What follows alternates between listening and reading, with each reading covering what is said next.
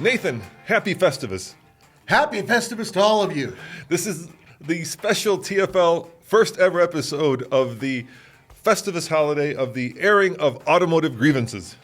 That's right. We're adding this to the holiday, which is already prominent. So you want to explain to those younger viewers who don't know what Festivus is?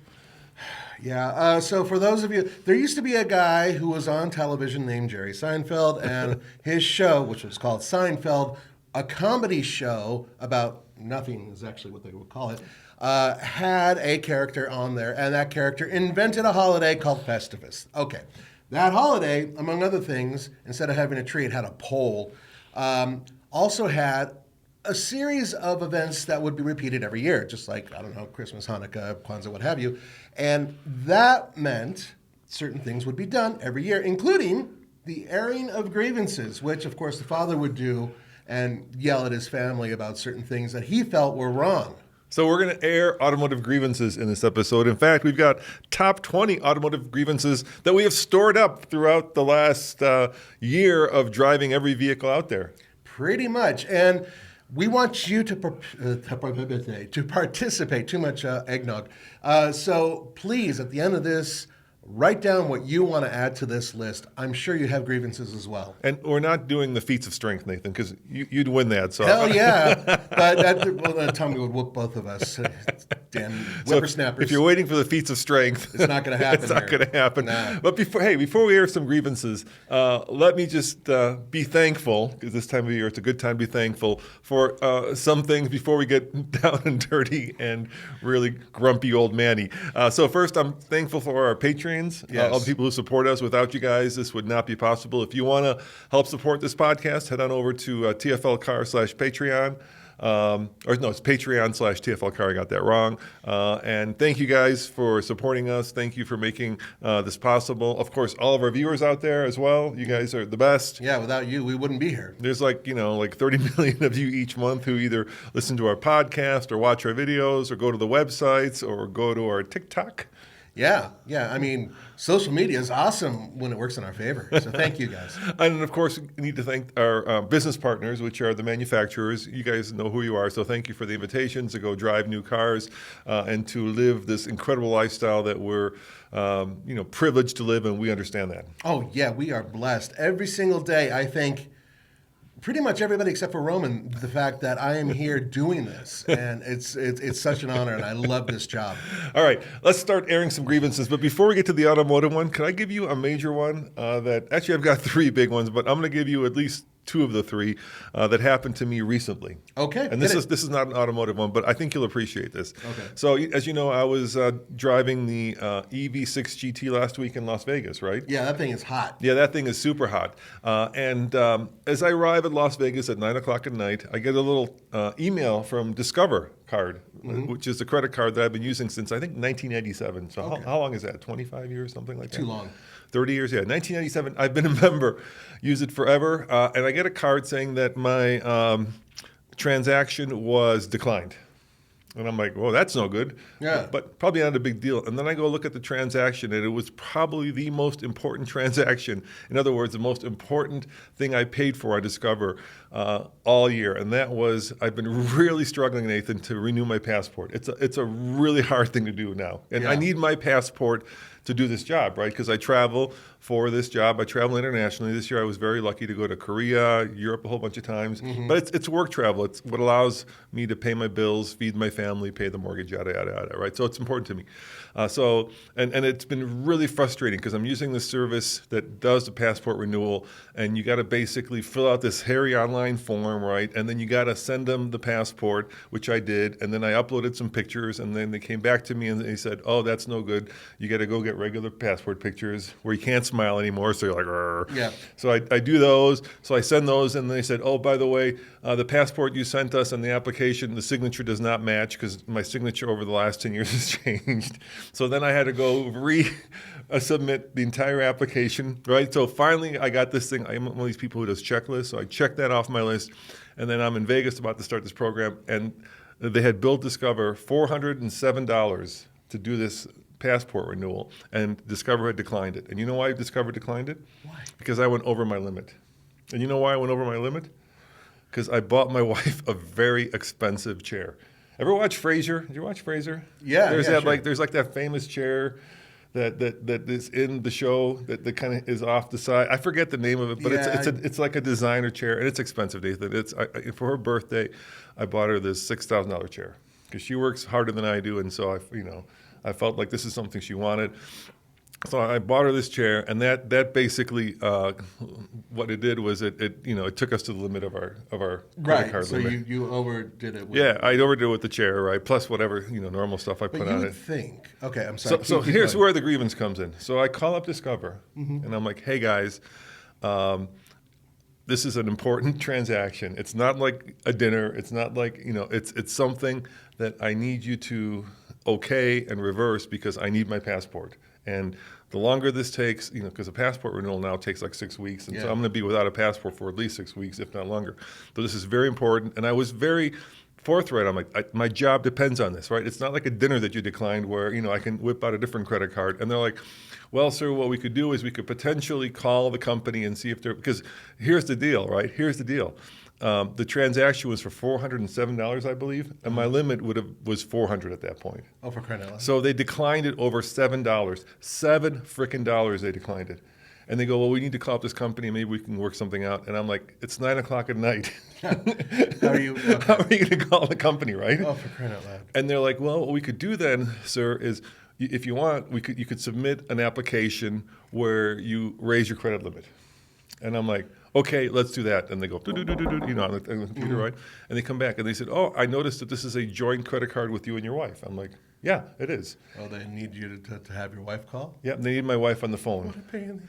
And I'm like, yeah, but there's a problem with that, you see? Because the first question out of her mouth is going to be what?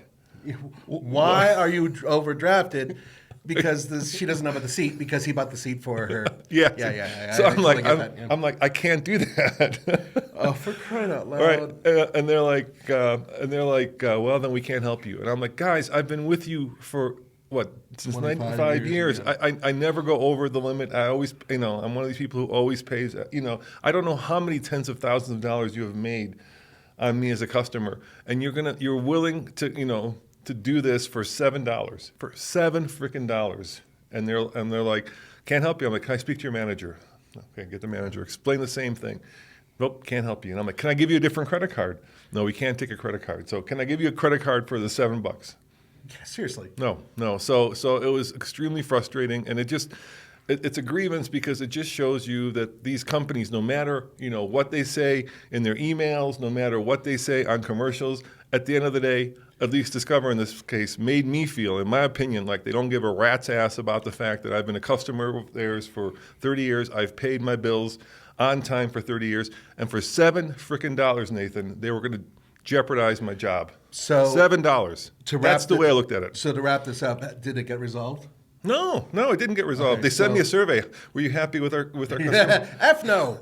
But you know what? There's the thing about surveys. If they don't read them, they're meaningless. I mean, who gives a it rat's goes to ass? some company. Yeah, exactly. Okay, so I guess you're staying here. Well, use Tommy's passport for now. You'll So, be fine. so if you guys have a credit card you're happy with, please let me know in the comments. I will read the comments because I told them I was going to switch credit card companies after that, and I will switch credit card companies. But I need to know a good one because if you go online and do like best credit card companies, you're going to get some BS list of. Well, of course, because they pay for it. Yeah. Exactly, yeah. So I need to know real experiences, who you're happy with. Let me know, and I will happily switch because apparently all Discover cares about is $7 as opposed to a lifelong relationship. Yeah, with, that is really ridiculous. You'd imagine this would be considered some sort of emergency or something like that. and I spent 30 years discovering where they don't take them, which was the old joke, which is still true. Yeah, that is ridiculous and repugnant, and I apologize. My credit card guy his name is Vinny. Okay. And he's in Jersey, and what he does is he does loans based on the equity of your property. And the size of your bones. Well, pretty much, yeah. So if you can fit in the trunk of his car, then you're good to go.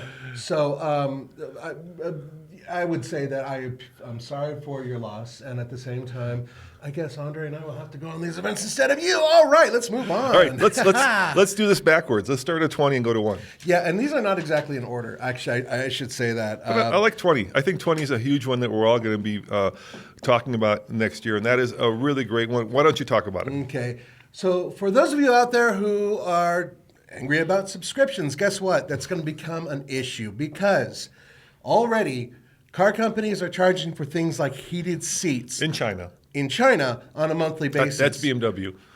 But it's going to continue. And there are other car companies here in the United States that are charging for other services as well. Yeah, so Mercedes just introduced the fact that if you want to make your electric Mercedes quicker, you have to pay, I think it's either $1,200 or $1,500. I got to look it up again. It's one of those two annually to get an increase of about half a second from 0 to 60s. If you own like an EQS or if you own an EQE, one of those vehicles. And it's just software. It's just software, yeah. It has nothing to do with the actual mechanics of the vehicle. And let's thank Tesla for this because they were the one who introduced it with full self-driving, right? Mm-hmm. And luckily they did a one-time payment, but now with full self-driving, you can also pay monthly to get the latest feature. But basically what the car companies are going to be doing, and it's coming, so get ready for it, is charging you, and I would say nickeling and diming you for things that once upon a time you thought you owned when you bought the vehicle. I think the big issue is going to hit with people who are in the value section of buying a car, those who cannot afford to necessarily have to pay for something like heated seats every month. How ridiculous is that? Just put that at the end of the price of the vehicle, what it's supposed to be worth, and be done with it. At least then they won't buy the car anyway. But I find the idea of having to do these subscriptions as asinine, and it also you know what it does? It turns selfish. like Mercedes and BMW, and I'm talking to you guys, into the dollar store, right? Because it makes it seem like the brand would feel like it's better than that, right? Like they make their money by selling you very well engineered, very long lasting, very precise. You get what you pay for type thing. Right? Yeah. It's like the difference between going and buying some crappy knockoff toothpaste at the dollar store, right? Where because it's a lost leader, right? They make their money in other things. Right. Now that's kind of the business model that a lot of these manufacturers are following. So I think inherently, if you're a fan of especially one of the premium brands, it devalues the brand. And I was doing a lot of thinking about this, Nathan. Mm-hmm. I think in a way Porsche has been doing this with their, getting you for every additional thing you want for the car for the longest, they've been right? nickel and diming people for years. Right. You want the Chrono package? Well, that's going to be $2,000. But you can't get that package without this package. Yeah. So I mean, there is precedence there, but at some point, I think people are going to get, and I think a lot of us are really sick of these monthly subscriptions. And I just thank their Patreon, and I'm well aware of the irony. Yes, I get the irony of that, so I thank you. But I think it's different when you got to do Hulu, you got to do Netflix, you got to do Prime, you got to do your car acceleration, and God knows what else is coming down. Well, if you're like me, you want to be one and done with the car, pay it off as quickly as possible in cash if possible. Sirius is another one. And be done with it and not have to do these subscriptions. And it's another thing that just kind of points to greed. There's absolutely no reason why someone should have to pay a monthly fee for heated seats at the very least. So I have a real issue with that. It's coming, but yeah, it's not a good trend. Well, it's there in China, so there's millions and millions and millions of people who are already dealing with it, and it's probably successful there. As such, it's going to wind up here. And another one that I think is a failure that VinFast for a while tried to do, that was to actually separate the vehicle from the battery. Are they still? I thought they were still doing that. So I think Renault did it in Europe, and it became such a nightmare that they actually wrote it off. It was like there you could buy the car and rent the battery, but then what happens if you own the car for a year and you have a 3-year lease on the battery and you want to sell the car? How do you sell the lease on the battery? You see the problem, You right? keep the battery in your bedroom and it just sits there. I think what happened in Europe was you'd sell the car but keep paying on the battery. I know, it's just ridiculous. I know. But VinFast still isn't here officially in the United States. Oh yeah, but they're not. We're not driving them yet.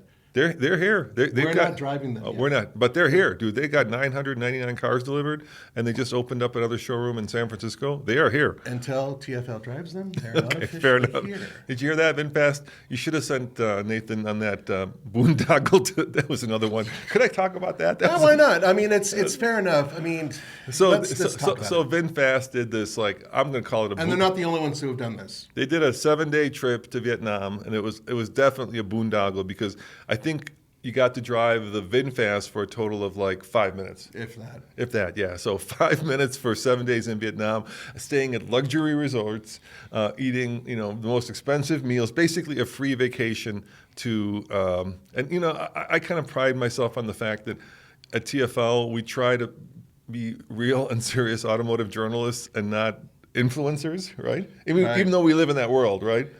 So here's the thing that bummed me out, right? I was bummed out that, not that I didn't get invited, but that I didn't get invited and that I couldn't turn them down, because I would have turned down that trip. It's one of those things where, for us, when we go to a trip, so every single TFL trip that we go to for a press event, we work as much as possible. Often we'll miss a meal or two, and I'm not saying feel pity for us. We love this job, but the bottom line is, we're editing videos. We got to get videos out there to you guys. At the very least, we have to get it like 2 or 3 videos. That's kind of the sights we always set. Boom, that's what we have to do. Because that's what pays the bills, right? We have we've pulled ourselves up, thanks to people like Nathan, by our bootstraps, right? Me and Nathan started this. Well, I started, but then you came on very early. 13 years ago. Yeah, and we were doing a video a day for like 2 years. We were cranking them out, and we were just doing whatever we could to keep it going. Now, other people have as well, but the real point here is that hard work pays off, and that's why we've grown and we're doing really well. But if we settle on our laurels now and we just go, hey, paid vacation, and I know you guys have read about this or seen videos about how certain outlets, not just automotive, but any outlet, go to these things and basically they're getting paid for their testimony on something. That happens a lot. It does. In our case, absolutely not. We go and we test the vehicle, we test it. Yeah, okay, I'm going to eat a couple lobster dinners. Hell yeah. You don't get this size without a couple lobsters in your belly. But the point is that a lot of the people who go on trips like this one. I don't like lobster or fish, actually. I know. I can't. Sometimes I can't with you. Sometimes I can't. So anyway, the point is that when we go to these things, we work. And some of our contemporaries do that as well. But there's a lot who don't.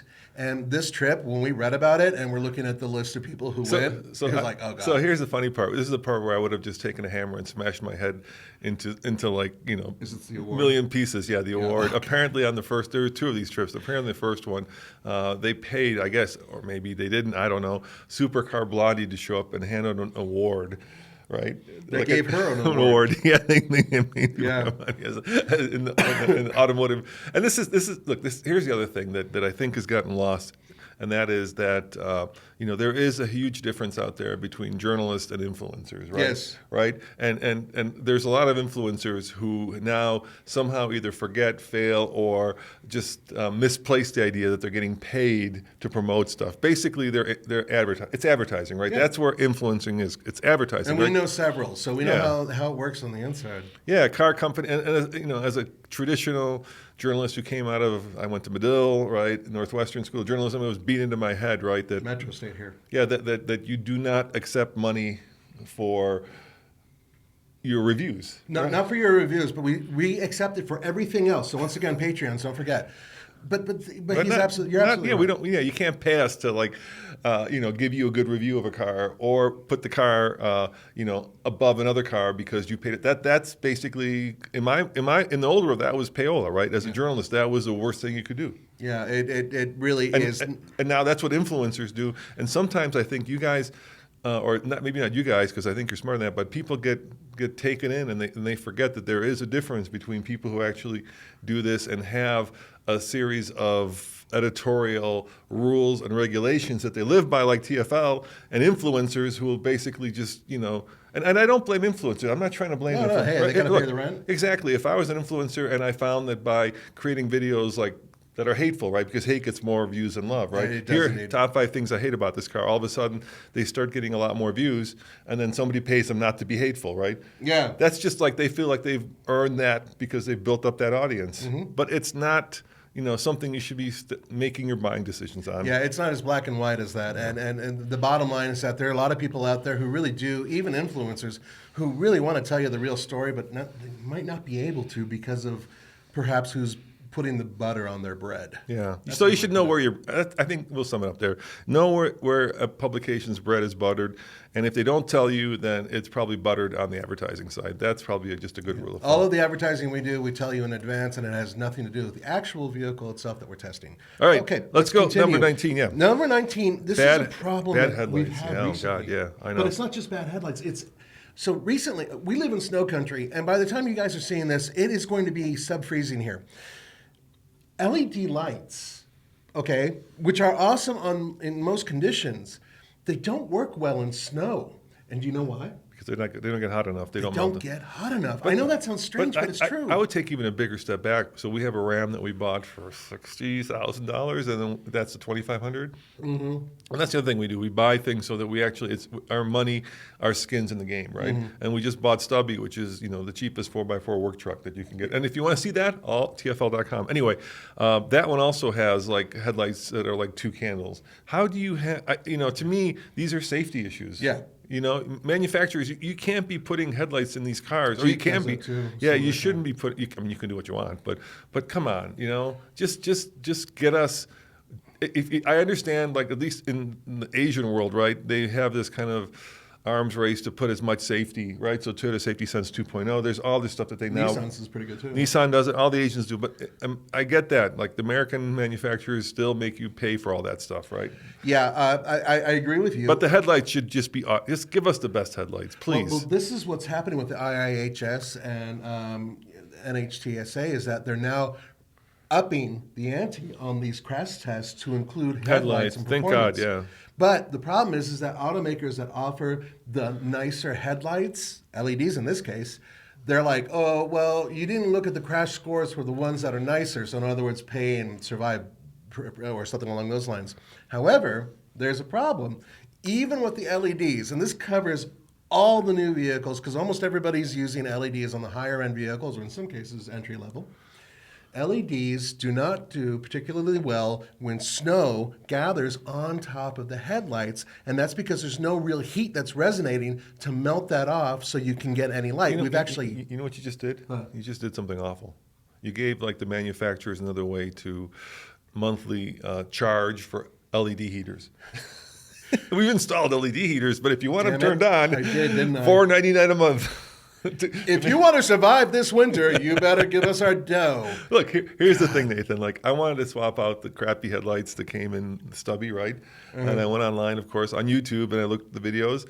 It's a big deal. Like it's the whole thing's got to come out. The whole front end, basically. You have to take out the wheel well liners. You got to take out the front grille. It's not like once upon a time you would just reach in, spin open like a little cap, open it up, swap out the crappy bulbs for better bulbs, right? And then just pop it back in. This was like a 5-minute job per light. It's like 5 hours on the Ram. It's ridiculous. You got and even if you wanted to like take the whole headlight unit and upgrade it to a much more modern one, which you can do. Yeah.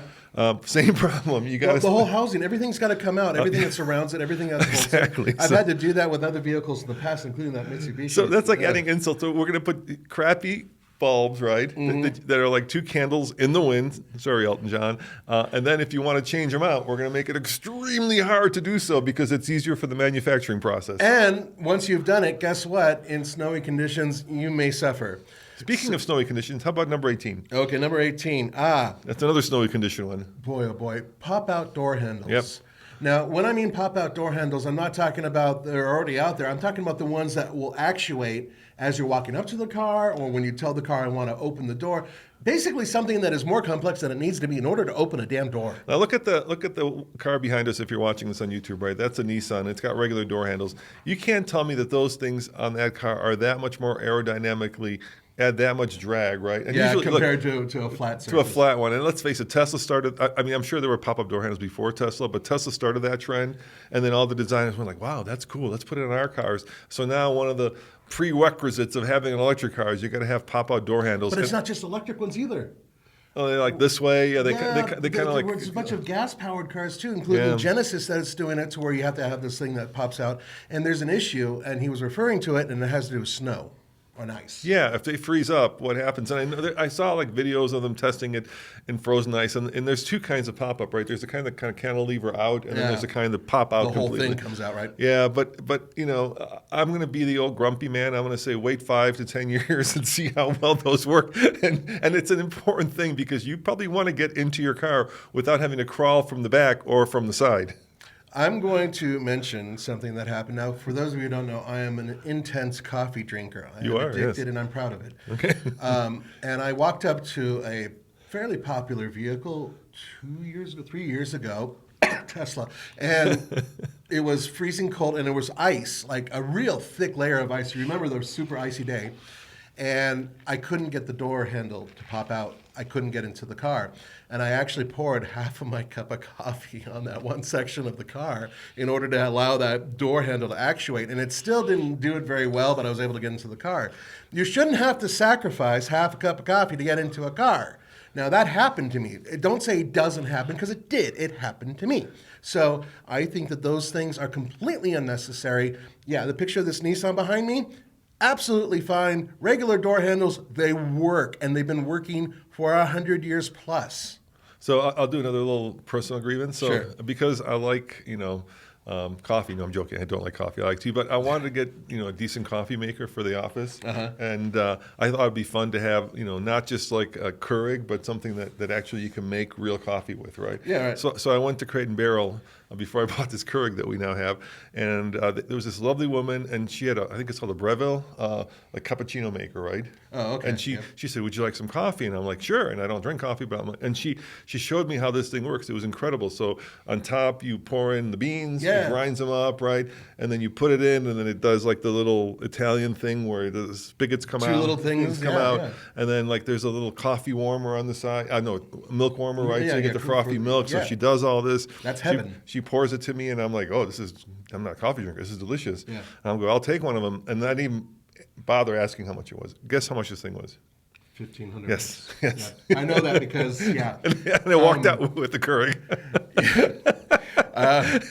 If you want to know what the kitchen appliances are at Nathan's house, just know this, that I have a very expensive coffee maker, so I do understand. So I guess it's worth it for coffee drinkers, but Right, for me, yeah. it took, wow, I thought it was going to be well, maybe $500. Yeah, for those, just to kind of put an, this is my average coffee cup a day. And Roman knows So this. sorry you're stuck with the Keurig. Yeah, but no, thank you nonetheless. I do appreciate that, and so does the staff. All right, let's get back to the car stuff. So 17. this one has to do with the picture that's behind me. And this is kind of a mix of things, and it's called Nightmare Paint Issues. We call it the Midnight Edition, basically. Exactly, that's why Nightmare. Midnight, Black Edition, It's so overdone. Fire Optica, whatever you want to call them. All of these overdone things. Now, we get it. What you're doing is you're kind of giving a lot of people who have a mid-level, entry-level type desire, but a little step above because you give them painted wheels or darked out whatever. And not great when you paint wheels. I think we all agree that if you live in an urban environment or you know somebody like my daughter who hits every curb on the planet, painted wheels are bad. Second, Midnight Editions, Dark Editions, Black Editions, all of these Nightmare Editions, all of those vehicles, I think personally, it's been overdone. Everybody's doing it. And perhaps maybe take a step back and consider a different type of package. That's my point. Yeah, maybe there's like the Red Mars edition. I don't know. There's got to be something besides Midnight Edition where you just basically take every bit of trim and black it out, and take the lights and black them out. And I get it looks good, but it's when anything is overdone. Doing it now. Yeah. And really, really inexpensive cars. So then you have like a BMW with a special edition. It's going to look really lame like 5 years from now. They should do an Andre edition. Which would be, essentially, the what's headlights that? look like they're popping out, like his eyeballs do sometimes. Actually, that's a good. You know what they should do? They should do pop-up headlights. I love pop-up I headlights. love pop-up headlights. I miss them so I know. much. They got rid of them because like all these people on the Autobahn were complaining. Oh, at 150 miles. The per hour, aerodynamics shouldn't work anymore. And who's driving 150? Come on, the coolness factor of it is so much better than. I desperately miss having a car. I love that C5, the Corvette C5, because of the pop-up. Yeah, the way they work. And, Well, the C4 they come up the backwards. C4 is better. The C5 though is just a nice. Yeah. Yep. Yeah. And I know you can end up, but so the Porsche we have, the 944 Turbo does the same thing. By the way, we're selling that. So if anybody wants a 944 Turbo, email us before we put it on bids if you want to get it ahead of time. And I just bought a new car. Damn it! No, seriously, the 944 is one of my favorites. Yeah. So we're probably going to be asking about $19,000 for it, which is what we paid for it. Yeah. So it's low miles. Everything works on it. And email us at ask@TFL-Truck. We'll get that email. And if you want a nice Canadian 944, it's in kilometers. I want to say it's got 129,000 kilometers, something like that. I got to look. I don't know. Which is only 30 miles.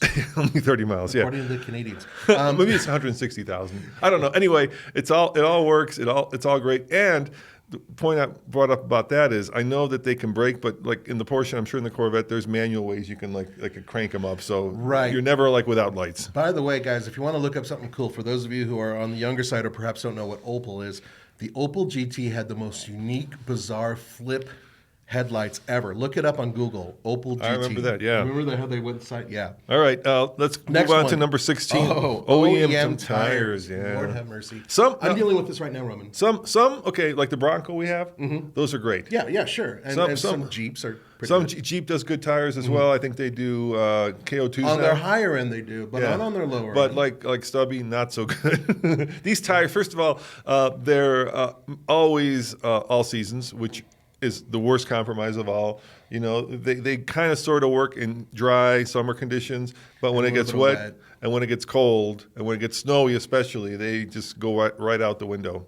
Yeah, And they don't last, too. That's the other thing. A lot of the OEM stuff lasts like maybe 10, 15K, and then you got to replace it. So one of the things that OEM tires kind of represent is the fact that they actually represent is the fact that these automakers often buy these tires, and this is especially true for the entry-level ones, which is what I'm familiar with, at a discount because they're buying in bulk. So which one are you talking about? What was your example? I have Kumos on mine. Yeah. And they're just not great Which car? on my Santa Cruz. Oh, the Santa Cruz. Yeah. Tommy, we have the long-term Santa Cruz. Yeah, the same one. Yeah, Same tire. Tommy just took them up over Level and Pass, and he said they're not good. They're not, and that's the problem.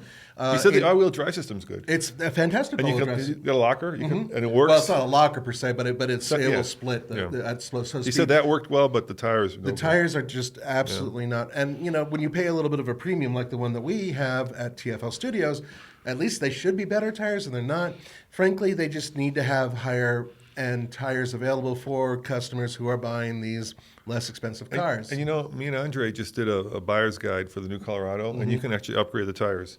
And not for a lot, actually, because I think they're buying in bulk. So let's face That's it, exactly it. if you want to get we just put on our mud terrains on the Hummer EV. Oh, God. Yeah, those are really nice. 37s? 37s, yeah. Giant. I think those are between $400 and $500, maybe even more a tire. So thank you, BFG, for sending us those. I want to thank them. Yes. But obviously, those are premium tires. But, there should be an option, I think, for you to be able to, from the OEM, be able to set those on the configurator. Exactly, and that's the second part of this. And I had the option of going you would have gone better. I would have gone to a better tire. Because you have to do it anyway. So, which I will be doing in the near future. I can't stand these So tires. hey, here's an idea, manufacturers. Do that instead of charging us monthly subscriptions to the headlight warmer. Yeah, something tells me that the bean counters are going to find it a little bit more difficult than that to make it happen. Look, dude, when you think about that, right? You could actually, like that headlight warmer, I was joking, but I could see like some bean counter actually, what we'll do is we'll give them the crappier version, or we'll create a problem and then we'll charge them more money to solve the problem. I could see companies doing that all day long. Yeah, and then they get investigated, and then some people who are in near fatal car accidents make a lot of money. So keep that in mind, automakers. Don't mess around. We know them already. Okay. All right, number 15. What's that? Number 15 is augmented engine note. And this is something that many of you agree with us, but not all of you about. And that is that it's terrible on many cars, but not on all. Sometimes you actually need a little bit of augmented engine note to kind of make it feel like you have lead in the pencil, so to speak. But in other cases, it just sucks. And they've been doing it in multiple ways with resonating tubes, with like Audi does like resonators in the windshield. But it's not until you get in a car like that old Corvette we have, the C5 with the catback exhaust, that you realize just how much more real and better. And like you can actually feel a real exhaust, right? Yeah. The car feels alive, right? Because you could in that Corvette you can feel the engine, that big V8, right? And you can feel the pulses going down the exhaust and coming out the back. It just makes you feel like you're in this living creature. You're tied into the car as you accelerate. Now, here's a car that did it really well, and I didn't realize it at first, and that was the Ford Focus ST. Remember that hot little hatch? Yeah. The Ford Focus ST was a great car, and it had augmented sound, which kind of sucked when I realized it because it was great. It really dialed me into the car because I wasn't looking at the tack when I was just flying through the hills and accelerating. But Other guys would be like, no, dude, that's no good. And then higher end vehicles, like Mustangs, Camaros, whatnot, or modern hybrids that have performance components to them, or pickup trucks. A lot of them have augmented sounds But now. would you agree that anytime you take something that's real and you make it fake, be it engine noise, be it wood grain in the vehicle, Hair. yes, hair, that's always a bad road to go down. No, I would agree. Yeah. It's difficult because I get it on both sides. I can see why the customer's like, well, I want to hear something. And, essentially the engine that you have in here is a Cuisinart if we don't have a noise to it, which in many cases is true. But then the other side is, all right, just deal with the Cuisinart. It's like hubcaps, right? Remember when hubcaps were like super popular, right? Basically, you were making fake alloys, right? Rims. Why not just get the real thing? Actually, there was certain aerodynamic, and you were saving the lug nut sometimes. There were certain other reasons. And you populated America's roads with like cheap O'Reilly because they would, you hit a bump. Boys. Yeah, you hit a bump and they fall off, and they're. I had so at my it was a junior prom that I went to. Yeah. I was pulling up in my 1978 Oldsmobile Omega, and I was making a turn, and I could see in my mirror my hubcap went off, and it just kept going and went right towards everybody who was standing in line to get into prom. That is a true story. All right, number 14. What's number 14? Number 14 is auto start stop. I'm going to argue with this one. I don't mind it. Yes, you do. No, I don't care. You do. I don't mind it. You do. I don't mind it. I know a lot of people hate Depends on it. the vehicle. A lot of people hate it because it's like sometimes it shudders if it's done poorly. Sometimes you forget the car is running, right? Well, but a lot of people hate it with an absolute passion. I don't mind it. Maybe it's just me, but I don't mind it. Certain cars pause, like when the engine refires at a light, let's say, and there's an extra like half a second pause before you get going, as opposed to other cars where the start-stop is just like instantaneous, boom, you're gone. So I think it depends on the car. Also, some of them are defeatable and some of them are not really defeatable. That's another problem that I think some people would agree with could be an issue. Yeah, no doubt. I mean, when you can turn it off, I love choice. So I think, but I'll have to defend the automakers here. I mean, that does substantially increase their EPA ratings. So you can gain as much as 1 mpg by adding that to a car, which is huge, which means that they then have like the ability to not have to buy credits, and then they could, build more V8s. So if I look at it that way, I'll take it if that means that, the Chevy can have a Corvette, the Corvette can have a ruddy big V8, or there can be more trucks on the road. It's a small price to pay for me. For you it is, but there are other people out there and they have a valid, issue about the fact that there's stuttering, there's stalling, there's, in some cases, the pause, which is what I really dislike. And also when you shut it off, like as you're driving, when the car shuts off and then you turn it back on, after going to the supermarket, in your case, for toothpaste, you were talking about that earlier, then the car does it again, and you have to deactivate it again. And every single time you shut the car off, it's a pain. So there's two sides to it, and I would agree to that part. But let's get into the next one. Yeah, shifting into park, that's a bad one. So it happened to me again with Stubby, right? Let's say that you got the door partially open or your seatbelt off, and you want to like back up, and you put it into drive, and you start backing up, and you look down to make sure you're not going to curve the wheel. It'll just put it into park automatically. Well, there's a big problem because you put it into drive when you were backing up. Yeah, you can't do that. I mean, no, reverse. Sorry. So if you put it in reverse and then you open the door, right, to see where you're going, it'll slam it back into park. That's a real issue off road, or if you're trailering or something like that. That's when that can become an issue, and it's a safety issue, and that is to prevent. The thing that happened to that Star Trek dude, right? Yeah, the guy who played Chekhov. Yeah, he got smushed by a Jeep because the truck ran him over. Right. No, the Jeep ran him over. The Jeep did, and that also had to do with the transmission as well, by the way. But regardless of that whole thing, there's other car companies that will do it if you open the door, or if you use the seatbelt, or as a combination of the two. And I want to be given that choice. I know it sounds a little bit ridiculous, but there are times when I'm off-roading, and I do it often, we do it often, or we're trying to hook up a trailer, or we're trying to get some cargo or whatever, and you need to open that door up just for a little bit to see the very ground that you're on top of, just for a moment as you're moving back or moving forward. Or some cars won't even let you go into reverse or drive until you've hooked your seatbelt. Now, look, I drive with my seatbelt on all the time, Roman, but there have been times where I've had to hop in my car, pull it out of the Yeah, garage, like, hop yeah, out, yeah. and then close the Like, garage. I mean, do you need to put a seatbelt on if you're just pull out pulling of a your car parking lot. garage? I mean, Yeah, come on, Oh, come on. So it's a little ridiculous. I agree.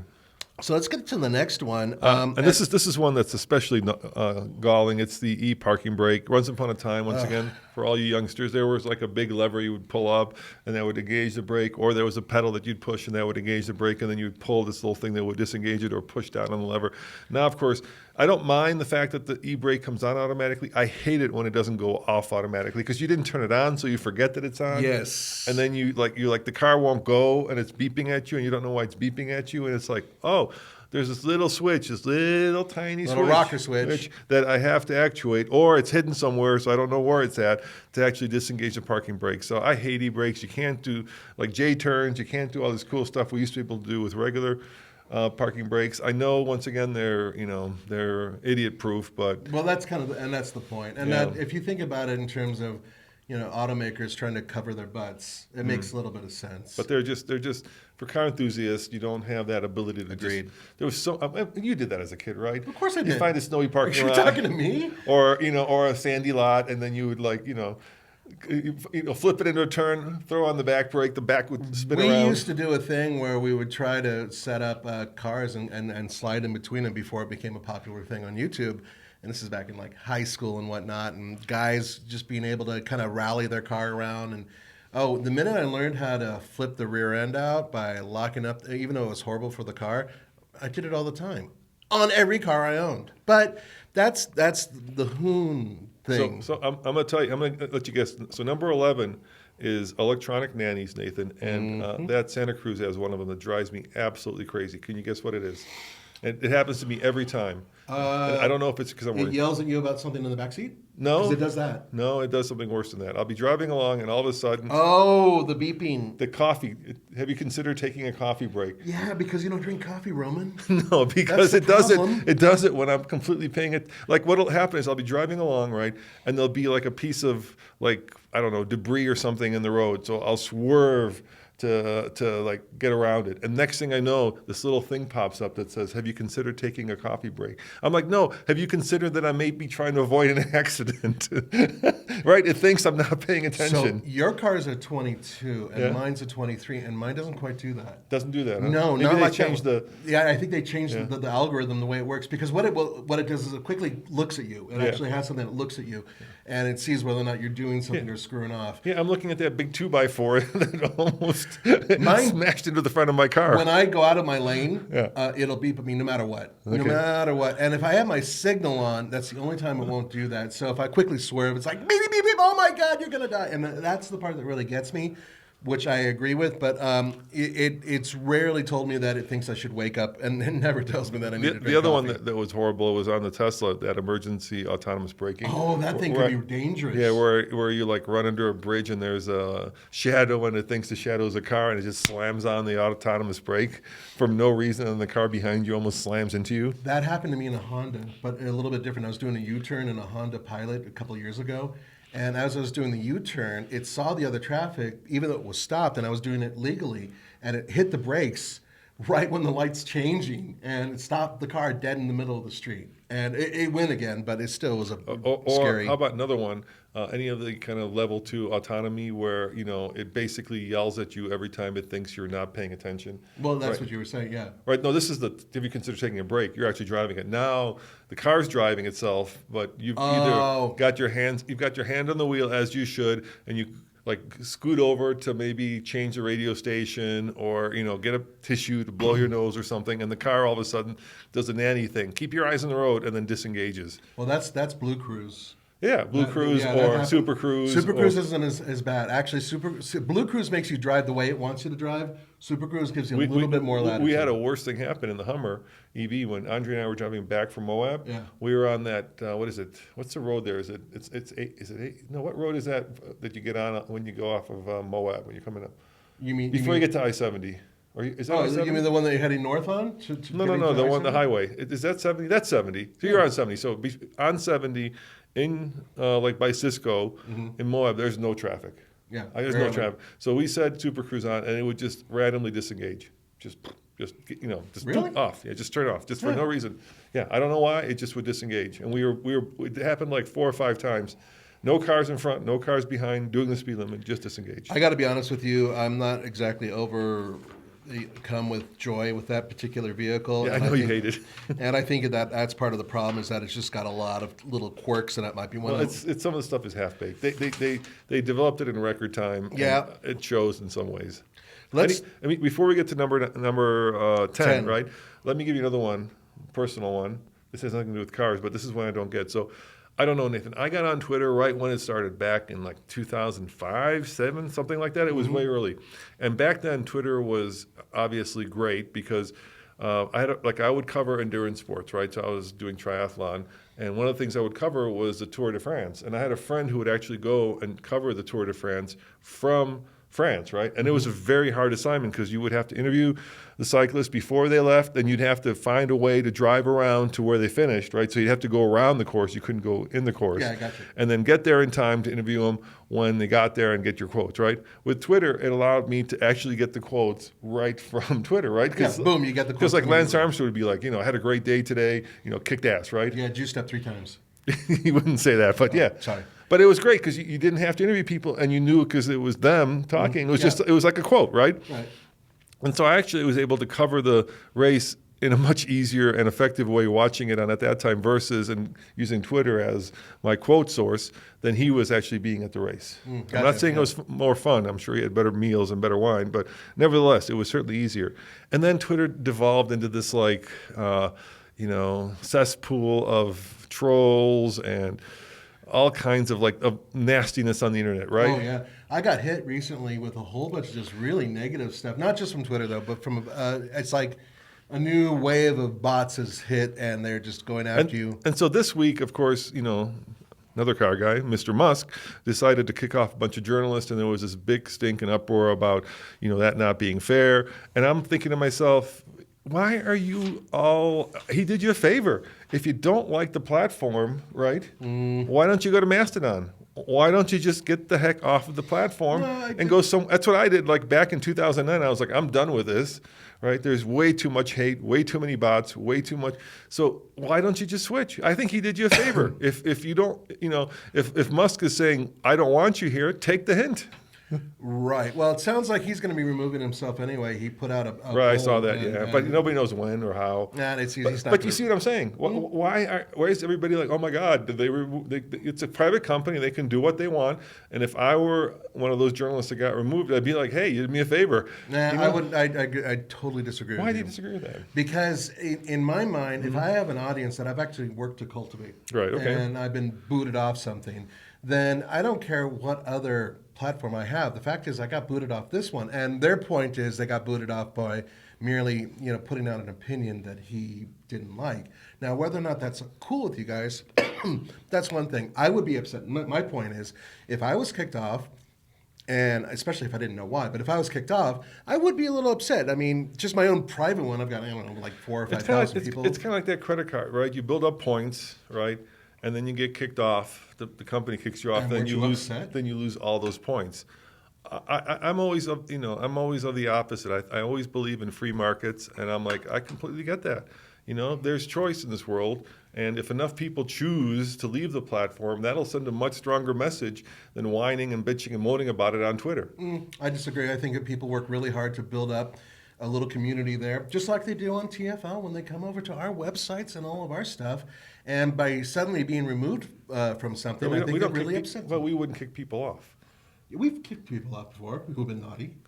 We have, true that. So in the comments section, right, we have a couple rules, right? We do cars and trucks, not politics. So we think that there is much other and smarter and better places to expound.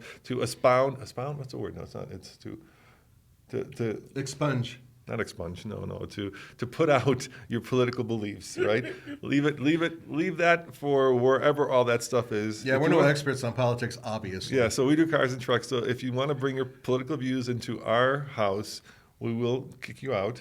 And if you have mean-spirited comments, right? If you turn into like the stuff I hated on Twitter, then we will also kick you out. Yeah, and anything that has to do with so maybe you're right. Maybe that's kind of my point. I see what you're saying. Okay, all right, let's keep going. Let's keep on going. So number 10. I call this the fake off-road yay. And that has to do with the fact that for years, automakers have been slapping on components to vehicles, maybe giving them a mild lift or slightly more aggressive looking tires or wheels, and then saying, that's an off-roader, my friends. And often it's really not, and it's bad. And I'm not talking about trucks here. That trucks is for Andre. This is cars, and this has been done all the way back to the Subaru Outback, and then what was the Volvo? The Wilderness is basically a bunch of cladding. Well, yeah, no, but it has a suspension lift and much better tires, and I'll give them credit for that, and armor. But a lot of other automakers out there are slapping on just some extra plastic to the side, maybe doing a couple things and saying, this thing is off-road ready, or making it seem like it is. I don't know if Subaru has extra armor on there. On the Wilderness? And I don't know if it's any better off-road, because once again, I'm going to... Well, Tony did a video. Not on the Wilderness. We've never done a Wilderness. Yeah, he did. We did? Yeah. Anyway, they don't give us cars, so I don't know. They don't give us cars, and that's a whole other PR debacle. But the one I got to give credit to is Honda with the new Pilot Trail Sport. They actually gave it real off-roady tires. They gave it skid plate and recovery hooks. And Honda also made the cardinal sin of not doing that with the Passport that I drove. And the Ridgeline, yes. Yeah, and the Passport has these I think they've learned. tires. But let me get to this point, though. The Passport and the Ridgeline, they have these Firestone tires that on the outside, especially on the sidewall, look really off-roady, but they're really not. They're just all-season tires, basically. And that's kind of the issue that other automakers have made, which is they've created this issue. I want a car that looks like it can take me off-road. I may not go off-road, but I get a car that looks like it can. And then every once in a while, some of those people become, adventurous, or they feel like they want to go out and do something, and all of a sudden they slice open their oil pan on a small rock, or their tires aren't up to it, and they just totally have a problem. Here's my problem, and it goes to the fact that automakers, and I'm going to say Subaru because I do watch their commercials, is especially egregious with this, right? If you're going to advertise a car as taking on Moab, right? Yeah. Right. This is right. You see people the road less traveled, and not just dirt roads, but you're actually showing it doing some relatively semi-serious off-roading. Right. Then the car should be able to do it. And I agree with you 100%. That goes back 12 years when we tested the first one, or 10 years, and they weren't happy with us showing that it doesn't go off-road. Because look, it's one thing to show the car, and a happy family with, the rooftop tent zipping around Moab. It's another thing to actually give it a 9-inch ground clearance, and then you're out there in Moab, like doing, let's say, Hurrah Pass, and you hit your first 12-inch step, right? And the front of the car is 9 inches off the road, right? And the step is 12 inches. What then? You either tear off the front or you turn around and go back home.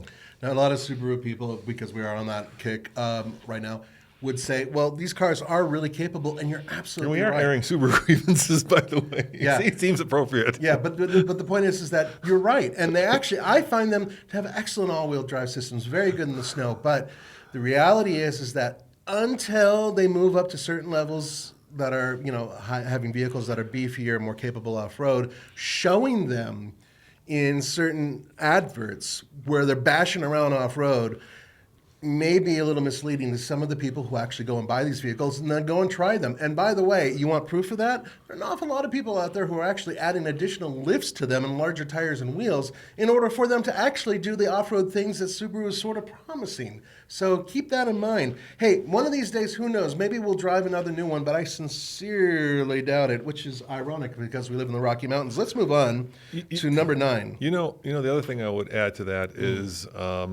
once again, it goes back to like real versus fake. And here's the engineering challenge. You want a car that can go off-road, so you need a very strong or tall approach angle. The problem is when you design a car that does that with, let's say high ground clearance, it makes it bad on the highway because aerodynamically because it makes it thirstier, right? So you've got these two things that don't go together. You want good fuel economy on the sticker, and yet at the same time. So you have to make compromises.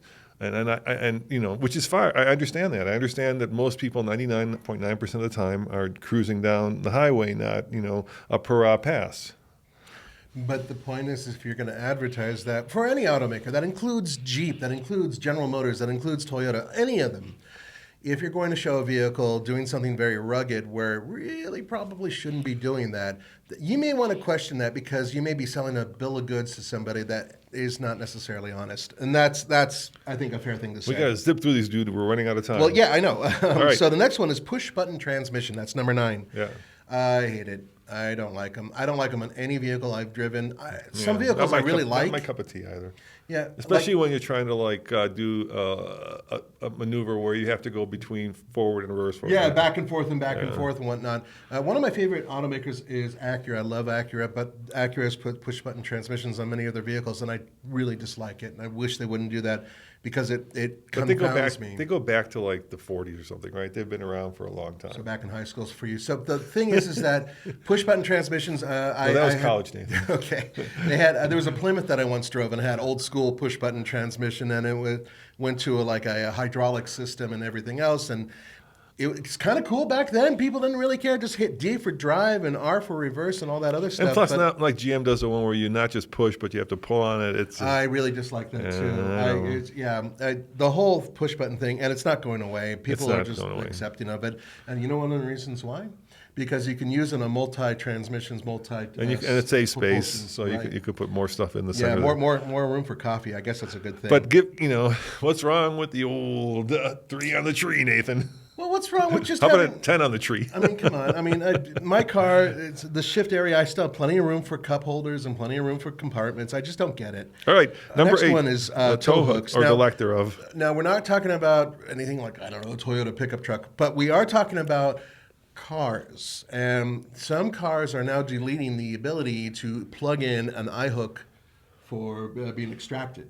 Yeah, so there are like hooks that every car has when they ship them from Europe, right? They screw in and then they use it to attach to the roll-on, roll-off boat, right? So the thing doesn't roll around on the open ocean.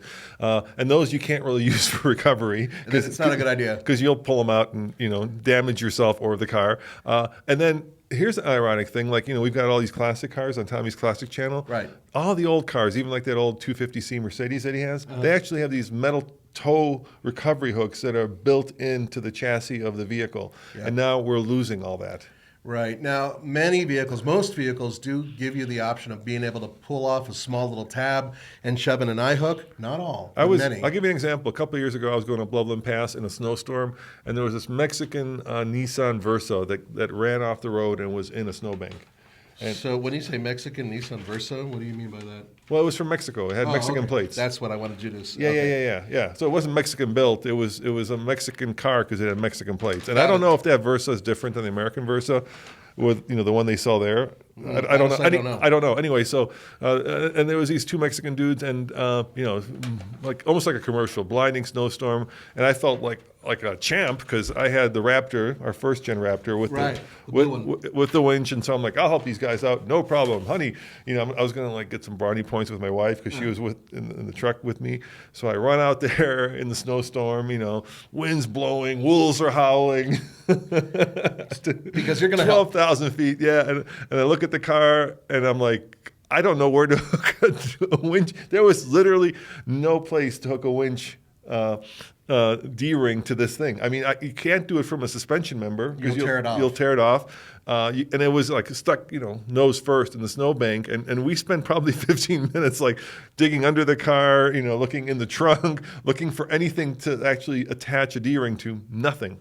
So I don't know how they do that. I don't know how tow truck drivers do that. They must have a thing, maybe like an arm or that goes underneath. I'm sure they have stuff like that. In the old days, even they had stuff like that. So but I did help them. Yeah. There was a snowplow that came up, and I stopped him because these guys, their English wasn't great. Yeah. So I said, "Hey, this guy's stuck. Could you?" Right, and he radioed for a tow truck. Okay. But yeah, there was nothing I could do without and I didn't want to risk damaging their car. And one of the issues I think is that a lot of automakers need to go out of their way to tell people how to have their car extracted from snow or other conditions. So perhaps even if there's a hidden hook, maybe they can find it. That's just an idea. Okay. CVTs, continuously variable transmissions. But we know we hate those, but it's not that. It's not that. It's the fake gear changes that they make. Just go with a real automatic. Like there's paddle shifters with a lot of these cars that are kind of sporty but have CVTs. So what you're talking about is they create steps in the CVT. Honda does this that makes it seem like it's not a Nissan CVT, does too. but like a traditional transmission, right? So when you floor it, instead of having that right, you get the but it's still a CVT It that's kind of feels like it's shifting from one gear to another. that's like an emulating automatic. automatic. Right. And, there's that, and then if you add to it the paddle shifters really what they're doing is they're not doing anything with the transmission, so to speak. They're doing it with the engine. The engine maintains a certain higher RPM and sticks to it as you're doing something, which actually can be advantageous for some people who are going through like a corner and they want higher RPM on the exit. For some reason, they want to hold it all through the corner. Fine, this can do it. But in reality, it's a gimmick. And the whole thing is kind of like if you're doing a continuously variable transmission, the bottom line is it's a discount transmission built for economy. And I totally get it. That's great. But putting fake gears in it, it just feels fake. Once again, we're at that same point that we were at, a half hour ago when you're trying to make something real into something emulated, right? It's never a good idea. Yes. Yeah, so don't emulate engine noise, don't emulate automatics. Just go with the thing you're trying to emulate.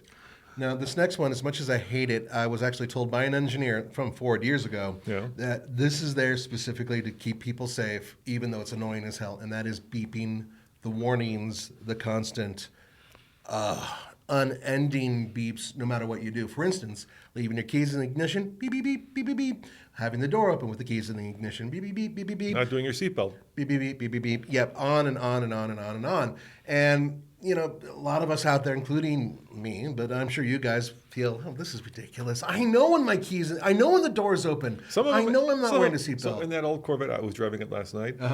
This is how I know this. In the old Corvette, it also beeps at you when you forget to turn your headlights off. But the technology has solved that because now most new cars have auto. Yeah, exactly. Yeah. So it's really annoying, and a lot of people are like, it just doesn't make any sense. Essentially, it's a really good way forget to turn off the e-brake. Beep, beep, beep, beep. Oh yeah, the e-brake, and now is there a child in the seat? Beep, Oh beep, God, beep, the beep, child beep, in the beep. seat. Did you leave your precious in the back? Oh God, that GM does that. I think My car does Hyundai that was the too. first car that did this. They actually put a sensor in the back so that they could tell if there was like an animal or a live human being. Right. And then what it would do is it would, like, if you, let's say you left your baby in the back, the sensor, it wouldn't just say, hey, did you forget your most precious thing in your life in the back?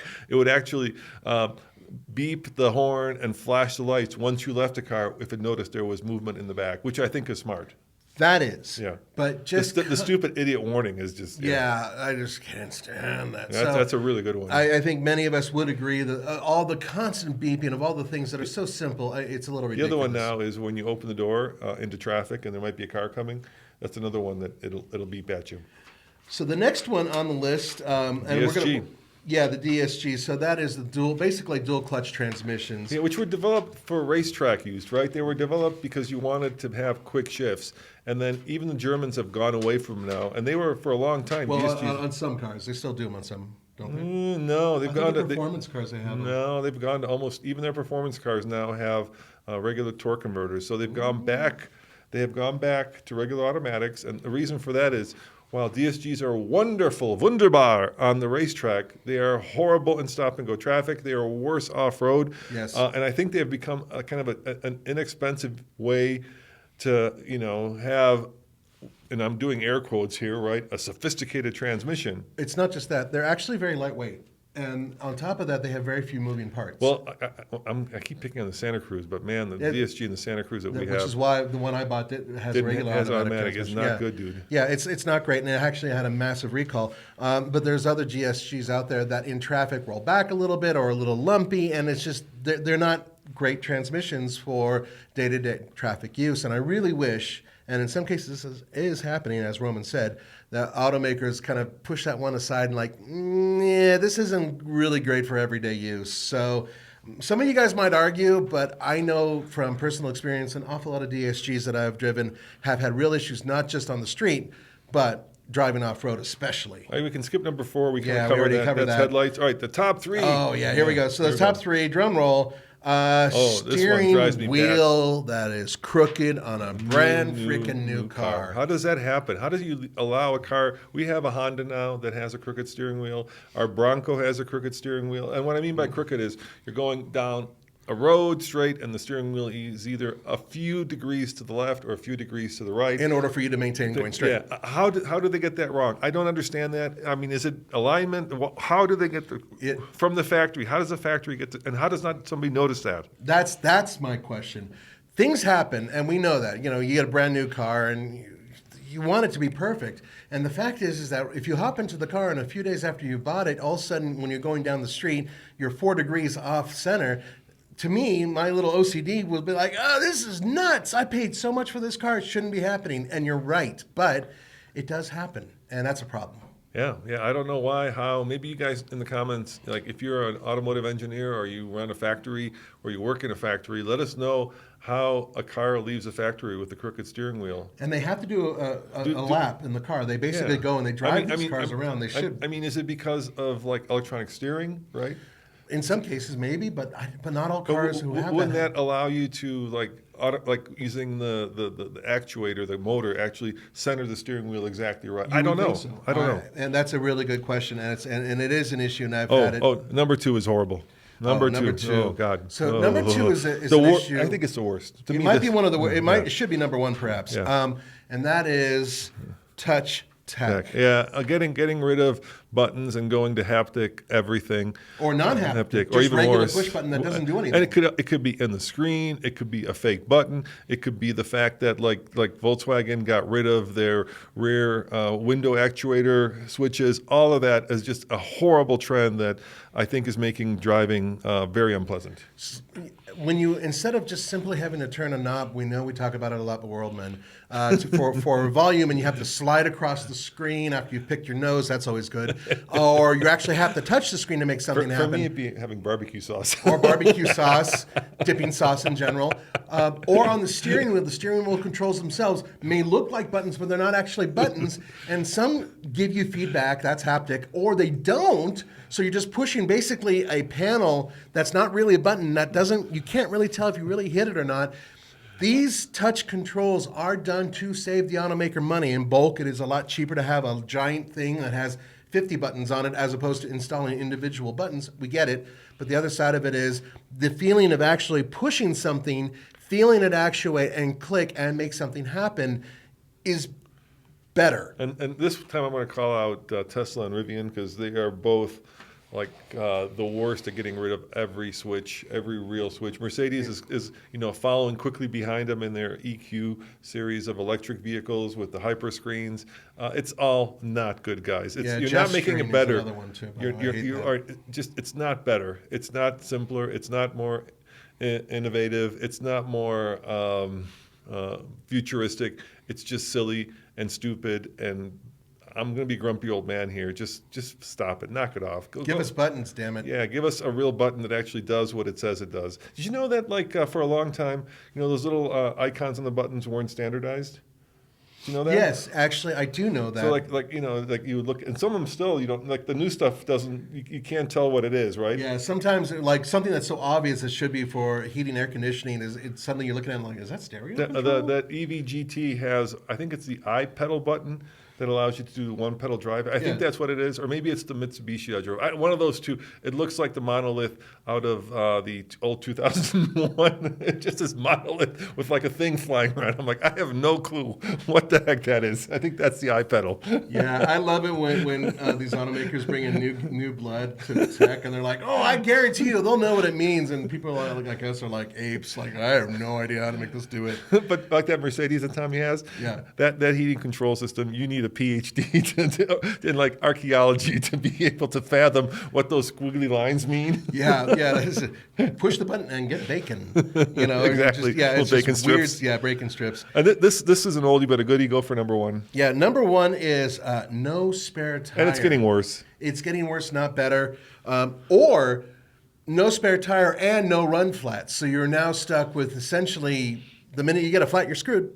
Even though they have inflator kits on a majority of the cars that don't have a spare tire, my wife's car is a really good example, and so is my daughter's. Neither of them have spare tires. Yeah, it's cheaper to put in one of those inflator kits that has like the slime in it, right? The slime and maybe an air compressor right. as well. And that, look, let's face it, that works if you have a screw in one particular spot, but in the tread. If you blow out the tire, which your wife can certainly do. Knowing my wife? Oh, yeah. Kabloom! That ain't going to do anything. It's not going to do a damn thing. Slime's not going to help, honey. The whole tire's gone. And here's the thing, once again, safety issue, right? Yes. Because I promise you, Nathan, when you blow out your tire, it's not going to be in front of your house on a sunny Sunday afternoon when you're like heading to the store with nothing to do but shop. It's going to be along the side of a road.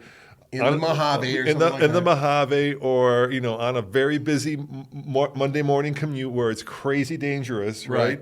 Or like last night, you're driving and it's dark and it's freezing and it's cold and you're in a sketchy part of town. Yes. That's when it's going to happen. Near my neighborhood, that's for sure. And don't give me that, well, if you have AAA, it'll be fine. No, it won't be. There are times where your phone may not reach. There are times where you're going to be in an area that is hard to get to. And I've had blowouts in places where I could not call for help. Unfortunately, I've gotten out of those situations by having, a spare tire. And I guess the automakers would say a lot of people don't know how to change a spare tire. But you know what? That's not the reason why they do it. There's good Samaritans who can come and help. From time to time. And there's bad people who can come and help themselves to you. Yes. And your wallet and your car. But it's just gives this, like, I would never go off-roading. We just spent a boat ton of money making sure that, like, the Hummer has spare on it, right? The Hummer didn't come with a spare. Which Go weighs figure. more That's than another reason why you hate it. Yeah, God. Just don't even go there. But we wouldn't take it off-road without us. Well, exactly. And then there's another part of that. The reason why a lot of automakers don't do it is because if you look at a jack and if you look at the spare tire and all of that, you could be adding a lot of weight to a car. And the best way to make a car more efficient is to eliminate that weight, which is why a lot of them have gone to these compressors. And, they may throw an excuse out there of something else like, well, most people don't like to change their own tires. Well, guess what? There's a lot of people who would, specifically for what we brought up, but it's the weight. And this is also a trend, and you can do this airing of grievances on the Truck podcast. It's also something we're seeing on trucks now, which is even more unexcusable because, let's say you're hauling something, right, or towing. I mean, it's just this whole world of pain that you don't want to be in without a spare. Oh, God, yeah. Now, fortunately, most pickup trucks that we know of have a spare tire underneath, which is great. But I have a feeling as things modernize, including the truck that we have, this is a pickup truck. As much as the GMC Hummer might be other things as well, it is technically a pickup. And as such, it doesn't come standard with a spare. The other problem is, as, trucks... I don't want to get into trucks, but are coming. I'll just say this last thing. I'll leave that to you. Yeah. As trucks are coming with bigger tires, 37s, they don't fit underneath anymore. So you have to redesign the bottom of the truck to fit a 37. Which Ford has done, but not everybody has. Or you give it a little, like I did with the Hummer, which is basically a little pump with a little slime, which is what you got with the Hummer if you didn't opt to spend $2,400 for the spare really tire. Suck when you're off-roading. Which then takes up all of your bed space, so go figure. Anyway, guys, thank you for this airing of grievances. You sure you want to skip the feats of strength, Nathan? Because I certainly do. Yeah, I mean, I would arm wrestle anybody here at TFL for money. So that's my only benefit because they can outwalk me 9 times out of 10. Actually, they can. I think he's not going to brag about this, but you used to do those. What are those games called? The Scottish games. The yeah. Highland Games. Highland Games where you like threw. Caber toss was my thing. Yeah, exactly. So I don't basically a telephone pole. Yeah, I don't want to go into. And the thing is, I'm not Scottish, but I had friends who were, and they kind of brought me in. Anyway, have a wonderful holiday season, guys. We hope you stay safe. Yes, I did. And did you wear it the authentic way? Yeah, I was totally. Oh yeah. Hell yeah, it's me.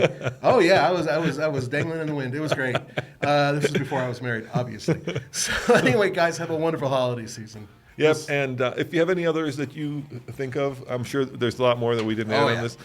Please include it. And as always, check out alltfl.com. And if you're listening to this, we Nathan and I and Andre and Tommy created a special holiday card for all of you.